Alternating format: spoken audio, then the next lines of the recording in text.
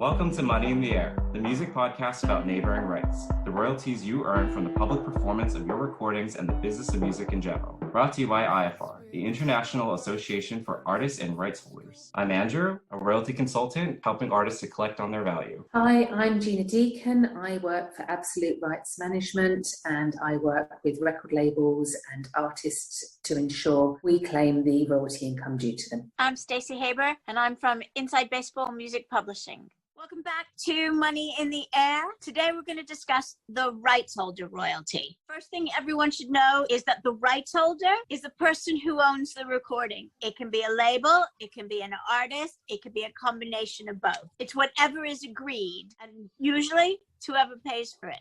Yeah, if you own the sound master copyright to a recording, the onus is on you to ensure that you register that repertoire. If you don't register it, then you're not only putting yourself in a position where you wouldn't earn the income from usage of that recording, but anybody else that's actually also performed on that recording can't claim their share either. So the responsibility is with you to ensure that that recording is registered. That's a good point. If the rights holder never registers it, the performers will never collect in most territories. And speaking of collecting, how is the income broken down from the performer to the rights owner at the societies? Generally speaking, it's 50% goes to the rights holder. It depends on each territory. Every territory is different, but generally speaking, it's roughly a 50-50 split between performers and the rights holder. The performer's share is then split again differently, depending on who's actually performed and the category of the performer.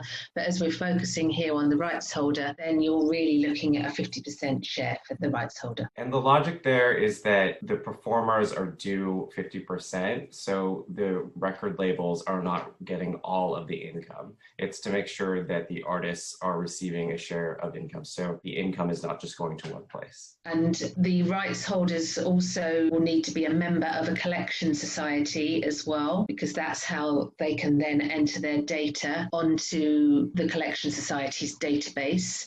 So that's the most important thing, is to join as a member, as a rights holder member, to then ensure that you can input your data, or somebody can input it for you if you don't wish to become a member. And you can do that for both videos and audio. When you register the recordings and the releases on the rights holder side, it's so much easier for the performer to go in and claim the recording rather than having to input all the information from scratch. And you can't use the same email address you use as a performer. So you need a different, I had that with one of my students today. Wow. Yeah. I suppose maybe they relay things per email address, and therefore an individual artist, and you're not a label as such, but you're a rights holder, you can still join PPL as a rights holder, and you can just come up with a rights holder name. It doesn't have to be a legal company entity as such. It can just be John Smith Records, for example. Right. Legal entity.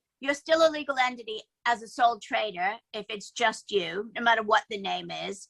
If it's you and somebody else, you are a partnership, even if you don't have a written agreement. You're just not corporate unless you are incorporated in some form, either as a limited company, limited liability corporation, limited liability partnership. So you're always a legal entity, even if it's just you. Another thing to mention, which Gina had mentioned previously, about retroactive adjustments and back claims specifically for the rights holder. What is the consequence of not registering your works from an income perspective? Out on income for the year or years in which that you haven't registered your recordings. So PPL, for example, have a cut-off of the end of the year. It's not strictly end of year. It's not 31st of December. It's actually 30th of January. So you get almost a year plus 1 month to do so.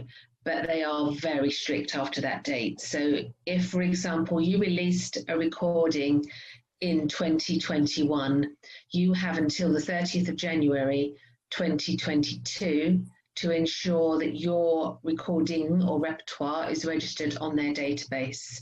If you have had a lot of usage and a lot of airplay in 2021, then it's vital that you do so. And I would suggest doing it as soon as you release that recording to avoid missing out and to ensure that it's there for usage as well. What do you advise your students, how soon after Or what is the process after they release a recording, after they record a recording? What would you usually tell them? I advise them, and I advise clients too, that as soon as the recording is started, to register the recording, and then once it's released, or you know the release date, then you go and register the release, and then have the performers, once it's out, go and claim their performances, because it's not done till it's done. Until it's actually out, the lineup isn't set. So you don't know who's going to get cut. So that's why I do it in that order. But I wouldn't have them wait.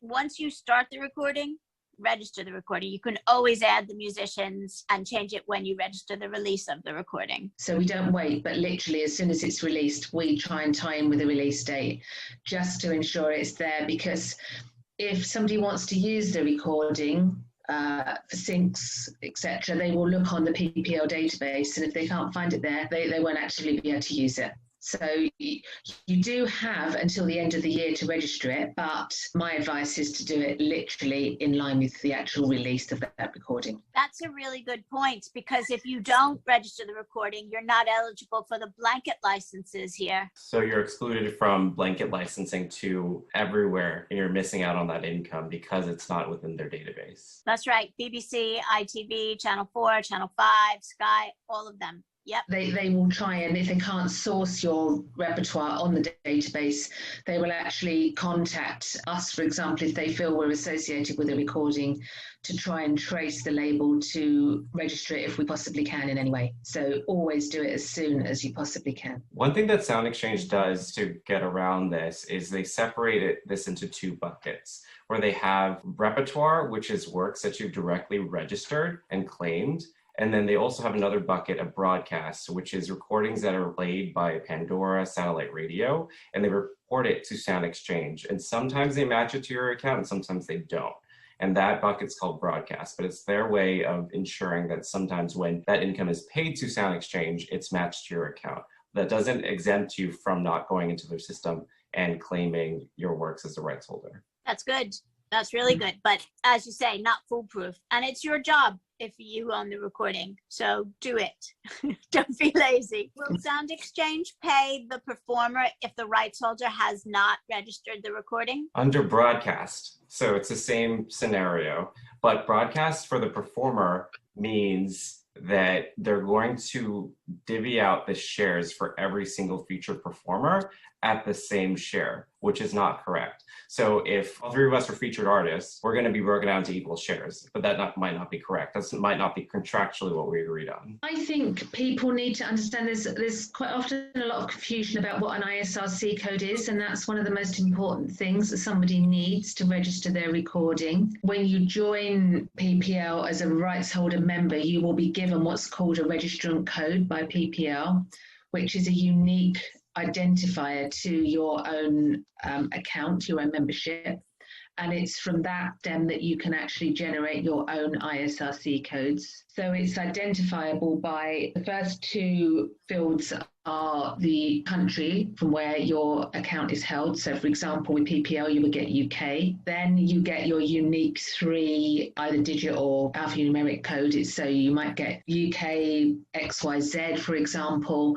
And then from then on, you create your own codes depending on the year of recording. Every one of your recordings will have its own unique ISRC code, and that is input at the time that you enter your release recordings. When you are entering data into the database, the data on the PPL system is only as good as the data that you input. I have witnessed so many typos, so many errors, and there must be so much missed income because people just cannot source. They don't know what the ISRC code is. They're trying to source the artist name and it's not been put in how they think it should be put in. The title is wrong. All sorts of different reasons. So the most important thing is make sure the data that you enter into the database is clean, correct, and good, and then everybody can work with it going forward. I've seen several different spellings of band or artist names, and if you don't check every conceivable spelling, you're right, you miss income. If you're a self-releasing artist, you won't have your ISRC code when you begin recording. You'll only have it once you schedule the release. So that's when you would enter the information as the rights holder. But someone who's a label and generates their own ISRC codes, they'll know it prior to an actual release schedule. And if you own your own label and you're distributing your works through a distributor, your distributor, at least in the US, will give you your unique ISRC codes per recording. And that's where you would typically get them if you were an independent record label owner. DistroKid, TuneCore, any of these services, aggregators would work. And just to add, the data is how you guys are going to get paid. So we cannot stress this enough, that the accuracy and the cleanliness of your data, how you put it out there, will translate into your dollars. And that's one of the main points that we're trying to get at today. Don't forget to go to the IFAR website, www.iafar.co.uk, and become a member.